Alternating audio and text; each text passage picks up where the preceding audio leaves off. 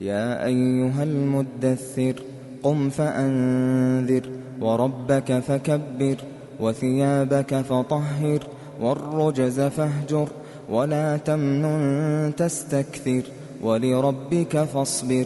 فإذا نقر في الناقور فذلك يومئذ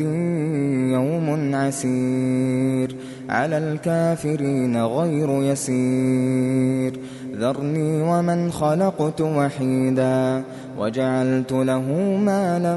ممدودا وبنين شهودا ومهدت له تمهيدا ثم يطمع أن أزيد كلا إنه كان لآياتنا عنيدا سأرهقه صعودا إنه فكر وقدر فقتل كيف قدر ثم قتل كيف قدر ثم نظر ثم عبس وبسر ثم أدبر واستكبر فقال إن هذا إلا سحر يؤثر إن هذا إلا قول البشر سأصليه سقر وما أدراك ما سقر لا تبقي ولا تذر لواحة للبشر عليها 19 وما جعلنا أصحاب النار إلا ملائكة وما جعلنا عدتهم إلا فتنة للذين كفروا ليستيقن الذين أوتوا الكتاب ويزداد الذين آمنوا إيمانا ولا يرتاب الذين أوتوا الكتاب والمؤمنون وليقول الذين في قلوبهم مرض والكافرون ماذا أراد الله بهذا مثلا كذلك يضل الله من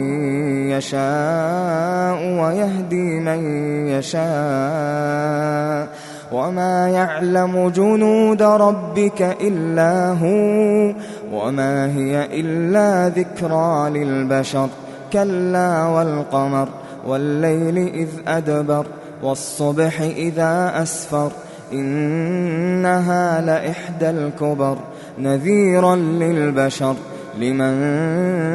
شاء منكم أن يتقدم أو يتأخر كل نفس بما كسبت رهينة إلا أصحاب اليمين في جنات يتساءلون عن المجرمين ما سلككم في سقر قالوا لم نك من المصلين ولم نك نطعم المسكين وكنا نخوض مع الخائضين وكنا نكذب بيوم الدين حتى أتانا اليقين فما تنفعهم شفاعة الشافعين فما لهم عن التذكرة معرضين كأنهم حمر مستنفرة فرت من قسورة بل يريد كل امرئ منهم أن يؤتى صحفا